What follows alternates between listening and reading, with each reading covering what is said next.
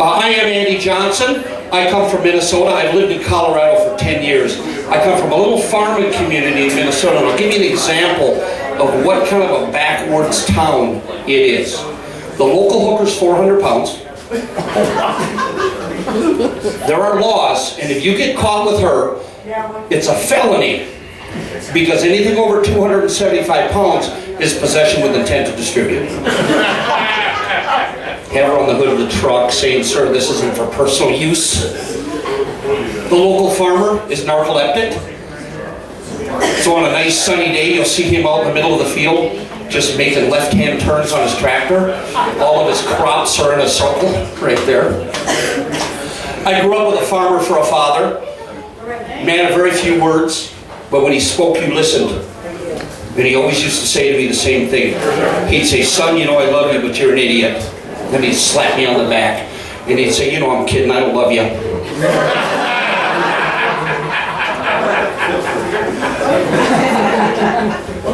I took my new wife, been married 8 months, remarried 8 months, and I took my, thank you. Who are the happily divorced and remarried people here? Let me see a show of hands. Nobody, okay, her, my wife. Thank you, sweetheart, thank you. I took her back to my little town, and I wanted to show her something nice. And so I went on Siri, and I said, "Siri," "find me a nice seafood restaurant." And Siri came back with, "I can find no nice seafood restaurants in your town, but there's 17 bars where you can get crabs." As I said, I am remarried, so I was divorced before. And I was talking to my daughter today, and kind of a sad story. She told me that her friend's father had recently passed away. Now, this was a friend of hers from elementary school. My daughter's 28 years old. And he had recently passed away. But the neat thing about this is when this girl was very, very young, her parents had gotten a divorce. 20 years later, they had found their way back to one another and began to date again as boyfriend and girlfriend. And then unfortunately, he passed away recently. And they did not live together, so he died in bed, and she found him, not my daughter, the woman, I want to clarify that. She found him dead.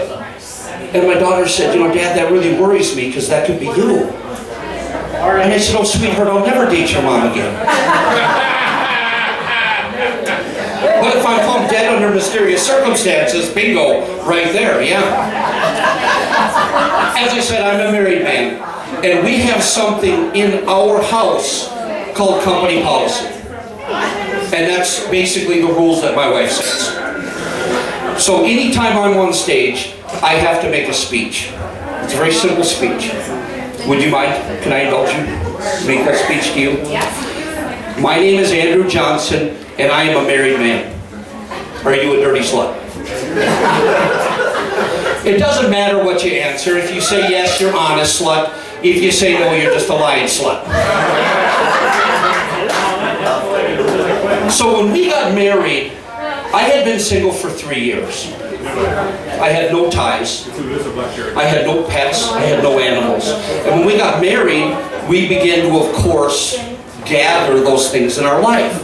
So my wife came to me soon after we had gotten married, and she said, "I would like a cat." I said, "I don't want a cat." She said, "I appreciate that, but according to company policy, you don't have a choice." I said, "Well, I would like a choice." She goes, "Well, I tell you what we'll do. We'll play a game. I'll ask you a question, and you can have a chance to agree to the animal without actually agreeing." I said, "Wonderful. Thank you for the opportunity." She said, "How would you like a BJ?"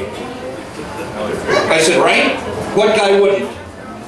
She said, "Good, that's the name of the cat." Now you think I got fooled once, but I'd already been fooled a number of times, because we had a dog named Threesome. And I'm ashamed to say a fish called Finger Up Your Butt.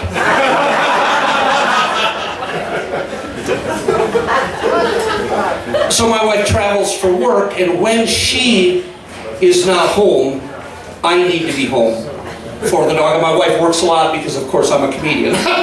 So little bit of overtime there to support my habit.